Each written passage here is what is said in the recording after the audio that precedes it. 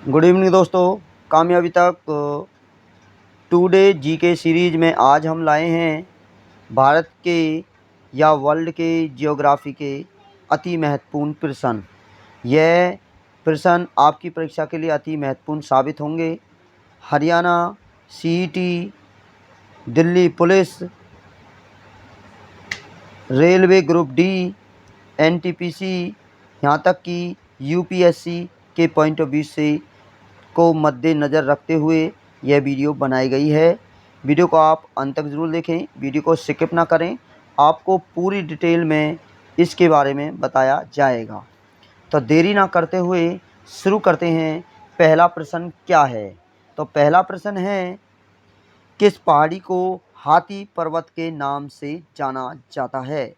Option 1 नल्ला-माला पर्वत, option 2 Nilgiri पर्वत, option 3 Annamalai, option D इलायची पर्वत।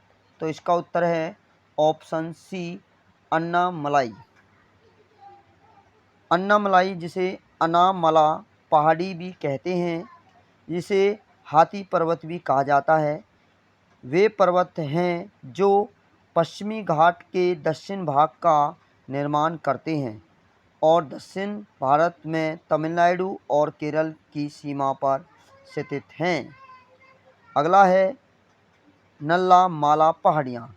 यह पूर्वी घाट का एक हिस्सा है जो आंध्र प्रदेश राज्य के रायल सीमा क्षेत्र और तेलंगाना राज्य के महबूब नगर नलगोंडा जिले की पूर्व सीमा बनाती है। अगली है नीलगिरी पहाड़ियाँ। तमिलनाडु राज्य में दक्षिण पूर्व भारत का पर्वतीय क्षेत्र है। नीलगिरी पहाड़ियाँ पश्चिमी घाट का हिस्सा हैं और पहाड़ियों को कर्नाटक पठार, उत्तर से नोयार नदी द्वारा और अन्नामलाई और पलनी पहाड़ियाँ दक्षिण से पालघाट दर्रा द्वारा अलग किया जाता है। अब बात करते हैं इलायची पहाड़ियाँ, जिसे हम येला-माला पहाड़ियाँ भी कहा जाता है। दक्षिण भारत की पर्वत श्रृंखलाएँ हैं और भारत के दक्षिण पूर्व केरल और दक्षिण पश्चिम तमिलनाडु में स्थित दक्षिण पश्चिमी घाटों का हिस्सा है। अब बात करते हैं भारत के पर्वत पहाड़ियाँ पर्वत श्रेणियाँ एवं संबंधित राज्य। काराकोरम कैलाश श्रेणी भारत व चीन में पाई जाती हैं। लद्दाख श्रेणी भारत के जम्मू कश्मीर में पाई जाती है। जास्कर श्रेणी जम्मू कश्मीर में है। पीर पंजाल जम्मू कश्मीर में है। नंगा पर्वत, जिसकी ऊंचाई है 8126, जो जम्मू कश्मीर में पाई जाती है, इसे काला पर्वत भी कहा जाता है। अगली पहाड़ी है कामेत पर्वत, जिसकी ऊंचाई है 7756 मीटर की, उत्तराखंड में है। नंदा देवी पर्वत, यह भी उत्तराखंड में है। धौलागिरी जो पर्वत है यह हिमाचल प्रदेश में पड़ता है। गुरु शिखर पर्वत श्रृंखला यह राजस्थान में पड़ती है। माउंट एवरेस्ट नेपाल में पड़ती है। अति महत्वपूर्ण हो जाता है ये माउंट एवरेस्ट पर्वत, जिसकी ऊंचाई 8848.8 मीटर इसकी ऊंचाई है। खासी जैंतिया गारो पहाड़ियाँ यह असम और मेघालय में पाई जाती है। नागा पहाड़ी नागालैंड में है। अरावली श्रेणी गुजरात, राजस्थान और दिल्ली में फैली हुई है। माउंटेन आबू राजस्थान की पर्वत श्रृंखला है। विंध्याचल श्रेणी मध्य प्रदेश की पर्वत श्रृंखला है। सतपुड़ा पहाड़ी यह भी मध्य प्रदेश की है। महादेव पहाड़ी धूपगढ़ जो मध्य प्रदेश में पड़ती है। मैकाल की पहाड़ियाँ अमरकंटक जो मध्य प्रदेश में पड़ती हैं। राजमहल की पहाड़ियाँ झारखंड में। सतमाला की पहाड़ियाँ झारखंड में। राजमहल की पहाड़ियाँ झारखंड में। सतमाला पहाड़ी महाराष्ट्र में। अजंता की श्रेणी महाराष्ट्र में पड़ती है। महेंद्रगिरी पहाड़ी उड़ीसा में पड़ती है, जिसे उत्तरी भारत की एक महत्वपूर्ण या सबसे ऊंची चोटी माना जाता है। महाबलेश्वर पहाड़ी महाराष्ट्र में पड़ती है। नीलगिरी की पहाड़ी तमिलनाडु में, जो तमिलनाडु और केरल के मध्य में उन्हें जोड़ने का काम करती है। अन्नामलाई पहाड़ियाँ तमिलनाडु में पड़ती हैं और इन्हें ही हम हाथी पर्वत के नाम से जानते हैं। छोटा नागपुर का पठार यह झारखंड में पड़ता है। बुंदेलखंड का पठार मध्य प्रदेश और उत्तर प्रदेश में फैला हुआ है। बघेलखंड का पठार मध्य प्रदेश में फैला हुआ है। तेलंगाना का पठार आंध्र प्रदेश नर्मदा के दक्षिण में। मैसूर का पठार कर्नाटक में है। दोंदा बेटा केरल तमिलनाडु में है। इलायची की पहाड़ियाँ केरल और तमिलनाडु में हैं। डाफला की पहाड़ियाँ अरुणाचल प्रदेश के अंदर हैं। बिस्मी की पहाड़ियाँ अरुणाचल प्रदेश में हैं। मिकिर पहाड़ियाँ भी अरुणाचल प्रदेश में हैं। लुसाई पहाड़ियाँ मिजोरम में हैं। गॉडविन ऑस्टिन जिसे केटू कहते हैं यह जम्मू कश्मीर में है। और कंचनजंगा सिक्किम के अंदर है। हमारा अगला प्रश्न क्या बना है? प्रश्न है थार मरुस्थल निम्नलिखित में से किसका विस्तार है? Option A Pliocene, option B Paleocene, option C Pleistocene अभिनव जमाव, ऑप्शन डी ओलिगोसीन। तो इसका उत्तर है ऑप्शन सी पैलिस्टोसीन अभिनव जमाव। राजस्थान मरुस्थल अथवा जिसे थार मरुस्थल भी कहते हैं यह प्लीस्टोसीन व अभिनव जमाव का विस्तार है। पुरातत्व विभाग के अनुसार थार मरुस्थल का निर्माण 17,000 वर्ष पहले प्रारंभ हुआ था, जबकि प्लीस्टोसीन युग 2,58,08,000 पूर्व वर्ष से लेकर 11,700 वर्ष पूर्व तक रहा। इस तरह थार मरुस्थल के निर्माण व विस्तार का समय प्लीस्टोसीन युग के अंतर्गत ही है। थार रेगिस्तान, थार नाम जिसे थुल से लिया गया है, जो कि इस क्षेत्र के रेत की लकीरों के लिए प्रयुक्त होने वाला एक सामान्य शब्द है। अब स्थिति ये कहाँ है? यह उत्तर पश्चिम भारत के राजस्थान राज्य में और पूर्वी पाकिस्तान के पंजाब और सिंध प्रांत में फैला हुआ है। थार रेगिस्तान, थार रेगिस्तान एक शुष्क क्षेत्र है जो 2 लाख वर्ग किलोमीटर में फैला हुआ है। यह भारत और पाकिस्तान की सीमा के साथ एक प्राकृतिक सीमा बनाता है। इसकी सतह पर बातोड़ पवन द्वारा एकत्रित रेत पाई जाती है, जो पिछले 1.8 मिलियन वर्षों से जमा हुआ है।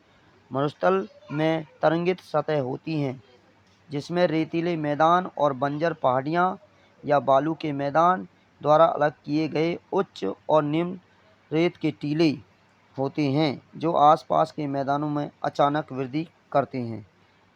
वर्चन, जिसे वरखान भी कहते हैं, मुख्य रूप से एक दिशा में आने वाली हवा द्वारा निर्मित अर्धचंद्राकार आकार के रेत टीले हैं। सबसे आम प्रकार के बालुका स्तूपों में से एक यह आकृति दुनिया भर के रेगिस्तानों में उपस्थित है। आसपास का क्षेत्र, यह पश्चिम में सिंधु नदी के सिंचित मैदान, उत्तर और पूर्व में पंजाब के मैदान, दक्षिण पूर्व में अरावली पर्वतमाला, दक्षिण में कच्छ के रण से घिरा है। जलवायु, उपोष्णकटिबंधीय रेगिस्तान की जलवायु संबंधित अक्षांश पर लगातार उच्च दाब और अवतलन के परिणामस्वरूप निर्मित होता है।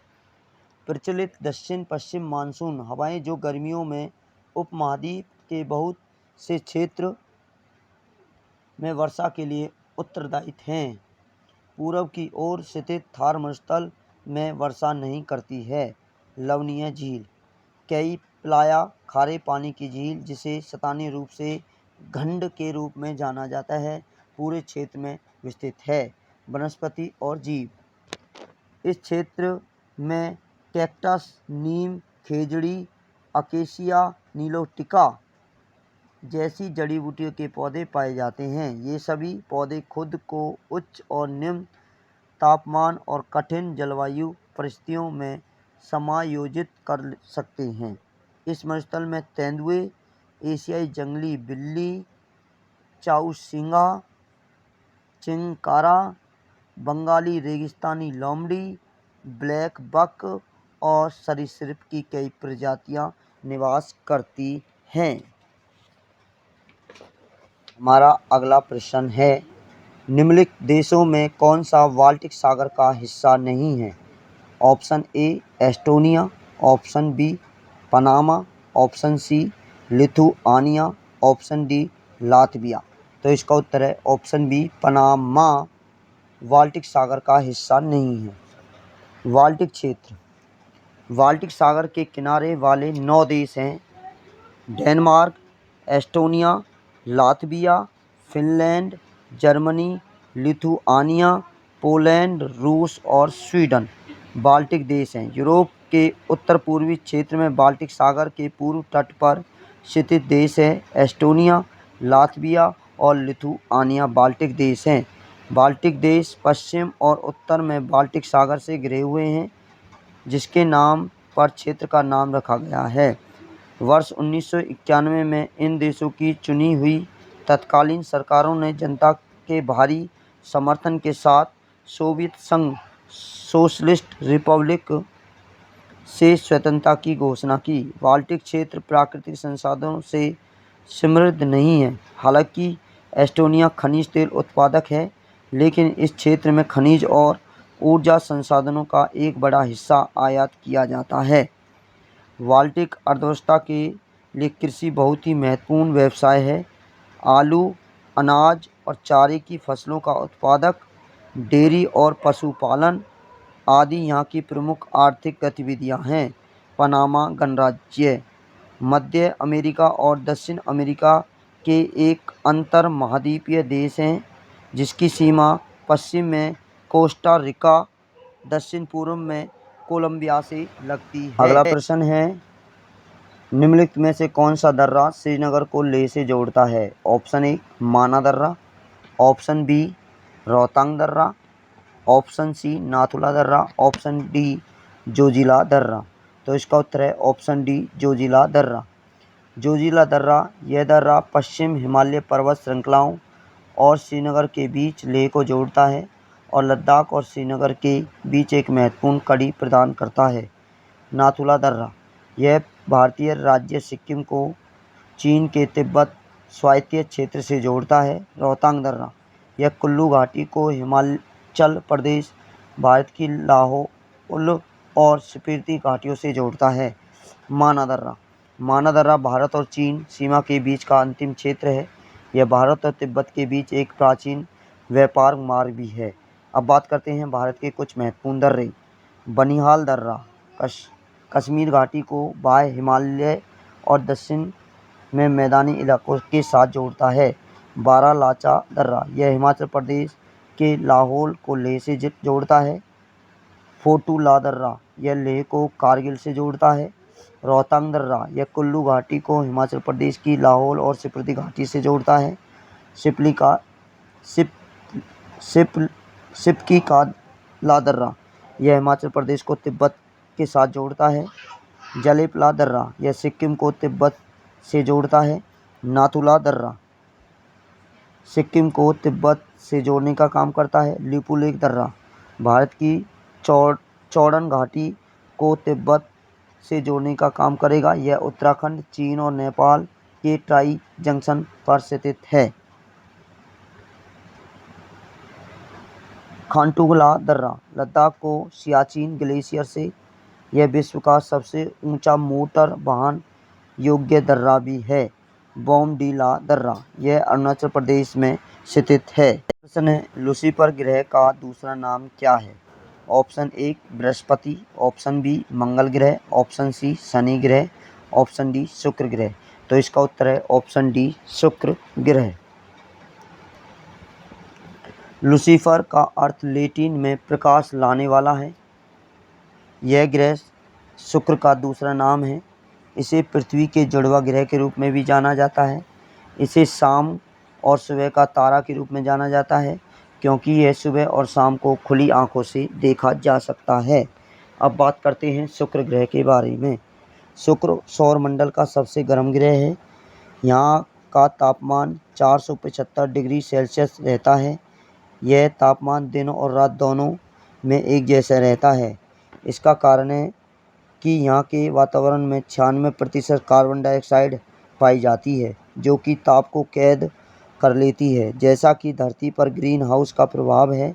शुक्र का आकार और बनावट लगभग पृथ्वी के बराबर है, इसलिए इसे पृथ्वी की बहन के रूप में भी जाना जाता है। यह भारत के आसपास में यह रात के आसमान में सबसे चमकदार ग्रह है और धरती से आसानी से पहचाना जा सकता है। सौरमंडल में यह एकमात्र ग्रह है जो पूरब से पश्चिम की ओर घूमता है। अब बात करते हैं सौरमंडल के बारे में। सूर्य के चारों ओर अंडाकार मार्ग में परिक्रमा करने वाले ग्रहों, उपग्रहों, पुच्छल तारों, उल्का आदि के समूह को सौर मंडल कहते हैं। सूर्य, चंद्रमा व रात के समय आकाश में जगमगाते लाखों पिंड खगोलीय पिंड या आकाशीय पिंड कहलाते हैं। पृथ्वी भी एक खगोलीय पिंड है। जिन खगोलीय पिंडों ने अपनी ऊष्मा और प्रकाश होता है वो तारे कहलाते हैं। गैसों से बने तारे आकाश में काफ़ी बड़े व गर्म होते हैं। इन तारों से बहुत अधिक मात्रा में ऊष्मा व प्रकाश का विकिरण होता है। सूर्य भी एक तारा है जो दूसरे तारों की तुलना में पृथ्वी के अधिक निकट है, इसलिए पृथ्वी से यह अपेक्षाकृत बड़ा और चमकीला दिखाई देता है। खगोलीय पिंडों का दूसरा वर्ग भी है जिसमें अपनी ऊष्मा व प्रकाश होती नहीं है। ये केवल सूर्य जैसे तारों से प्राप्त प्रकाश को ही परावर्तित करते हैं। इन्हें ग्रह कहा जाता है। इस प्रकार पृथ्वी भी एक ग्रह है जो सूर्य से ऊष्मा व प्रकाश लेती है। पृथ्वी सहित कुल 8 ग्रह हैं जो सूर्य की परिक्रमा करते हैं। सूर्य और 8 ग्रह मिलकर सौर मंडल या सौर परिवार बनाते हैं। ग्रहों की परिक्रमा करने वाले अपेक्षाकृत छोटे पिंडों को उपग्रह कहते हैं। जैसे चंद्रमा पृथ्वी का चक्कर लगाने के लिए उपग्रह कहलाता है। सूर्य से ग्रहों की दूरी का क्रम इस प्रकार है। पहले नंबर पर आता है सूर्य के नज़दीक बुध ग्रह, दूसरे पर है शुक्र ग्रह, तीसरे पर है पृथ्वी ग्रह, चौथे पर है मंगल ग्रह, पाँचवें पर है बृहस्पति ग्रह, छठे पर है शनि ग्रह, सातवें पर है अरुण और आठवें पर है वरुण। अगला प्रश्न है अराल सागर उज्बेकिस्तान और किसके बीच स्थित है? Option A Kazakhstan, option B Bulgaria, option C Azerbaijan, option D Turkmenistan. इसका उत्तर है ऑप्शन ए कजाकिस्तान। अराल सागर जिसे अरोल डेंगोजी उज्बेक या अरल टेंगोजी कजाक के नाम से भी जाना जाता है, मध्य एशिया में उज्बेकिस्तान और कजाकिस्तान के बीच की सीमा में एक खारे जल की झील है। 1960 के दशक में झील सिकुड़ने लगी जब सोवियत सरकार ने इसमें आकर मिलने वाली अपनी 2 मुख्य नदियों के जल प्रवाह को मोड़ने का फैसला किया। अरल सागर अथवा अराल सागर मध्य एशिया में स्थित एक झील है। इसके बड़े आकार के कारण इसे सागर कहा जाता है, किंतु अब दिन प्रतिदिन इसका आकार में कमी आती रही है। स्थानीय भाषाओं में अराल का अर्थ होता है द्वीपों का झील। यह झील एक समय पर दिखने वाले लगभग 1500 टापू के आकार पर नामांकित थी। आंधी तूफान का बहुलकता तथा सुरक्षित स्थानों की कमी के कारण इस सागर में यातायात सुगम नहीं माना जाता है। अगला प्रश्न है भारत के किस बंदरगाह को ज्वारीय बंदरगाह के रूप में जाना जाता है? ऑप्शन ए कांडला को, ऑप्शन बी कालीकट को, ऑप्शन सी मुंबई को, ऑप्शन डी कोची को। तो इसका उत्तर है ऑप्शन ए कांडला को। कांडला आधिकारिक तौर पर दीनदयाल पोर्ट ट्रस्ट पश्चिमी भारत में गुजरात राज्य के कच्छ जिले में एक बंदरगाह है।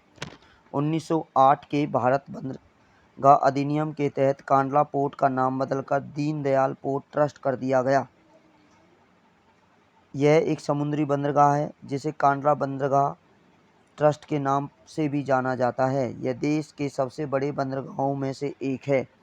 यह भारत के पश्चिम तट का एक बड़ा बंदरगाह है। विभाजन के बाद देश के पश्चिमी तट का सबसे बड़ा बंदरगाह कराची बंदरगाह है, पाकिस्तान में चला गया है, जिसके बाद 1950 में भारत के उत्तर पश्चिम भाग में कांडला बंदरगाह का निर्माण किया गया, जिसका पूरा नियंत्रण भारत सरकार के जहाजरानी मंत्रालय के हाथ में है। यह गुजरात राज्य के कच्छ की खाड़ी में स्थित है। एक ज्वारीय पतन है। 4 अक्टूबर 2017 को प्रधानमंत्री जी की अध्यक्षता में केंद्रीय मंत्रिमंडल द्वारा कांडला बंदरगाह का नाम बदलकर दीनदयाल बंदरगाह कर दिया गया। दीनदयाल बंदरगाह पाकिस्तान के कराची बंदरगाह से 256 समुद्री मील यानी दक्षिण पूर्व में है। एक मुंबई बंदरगाह से 430 समुद्री मील उत्तर पश्चिम में की दूरी पर अवस्थित है। अब बात कर लेते हैं भारत के पश्चिमी तट पर स्थित बंदरगाह। दीनदयाल बंदरगाह जो गुजरात के कच्छ में पड़ता है। मुंबई पोर्ट महाराष्ट्र में, जवाहर नेहरू महाराष्ट्र में, मुरमरगा गोवा में, न्यू मैंगलोर कर्नाटक में, कोची केरल में। भारत के पूर्वी कोलकाता, पारादीप, विशाखापट्टनम, एन्नौर तमिलनाडु के अंदर, चेन्नई तमिलनाडु के अंदर, तूतीकोरिन बंदरगाह तमिलनाडु के अंदर। और बात करते हैं और अन्य बंदरगाहों के बारे में। तो पोरबंदर बंदरगाह गुजरात में पड़ता है। वेरावल बंदरगाह गुजरात में पड़ता है। सूरत बंदरगाह गुजरात में पड़ता है। भरूच बंदरगाह गुजरात में पड़ता है। भावनगर बंदरगाह गुजरात में पड़ता है। गोवा के अंदर 2 बंदरगाह हैं, पणजी और मुरमुगाओ। केरल और कर्नाटक के बीच में एक बंदरगाह है, मंगलुरु। और केरल के अंदर 2 बंदरगाह और भी हैं, कोची, आलाप्पुझा बंदरगाह। तमिलनाडु के अंदर है टूटीकोरिन, नागापट्टिनम। और तमिलनाडु के अंदर है चेन्नई, एन्नौर, कट्टुपल्ली, कृष्णपट्टनम। ये तमिलनाडु के अंदर है। आंध्र प्रदेश या तेलंगाना के अंदर बंदरगाह पच्चीलुपट्टनम, काकीनाडा बंदरगाह, विशाखापट्टनम बंदरगाह उड़ीसा के अंदर है, पारादीप। और पश्चिम बंगाल के अंदर स्थित बंदरगाह है हल्दिया बंदरगाह। और कर्नाटक के अंदर है रत्नागिरी बंदरगाह। आज की वीडियो का अंतिम और लास्ट प्रश्न है, चिल्का झील कहाँ स्थित है? Option A Gujarat, option B Orissa, option C Jammu Kashmir, option D Madhya Pradesh. तो इसका उत्तर है ऑप्शन बी उड़ीसा के अंदर। अब बात करते हैं चिल्का झील के बारे में। चिल्का झील भारतीय उपमहाद्वीप में स्थित सबसे बड़े खारे पानी की झील और शीत ऋतु के दौरान पक्षियों के आगमन हेतु सबसे बड़ा स्थान है। चिल्का झील एक खारे पानी का लैंगूर है जो भारत के पूर्वी तट पर उड़ीसा राज्य के पुरी व खुर्दा और गंजम जिले में फैली हुई है। यह दया नदी के मुहाने पर बंगाल की खाड़ी में गिरती है। यह 1100 वर्ग किलोमीटर के क्षेत्र में फैला है। चिल्का एशिया का सबसे बड़ा और विश्व का सबसे बड़ा लैंगूर है।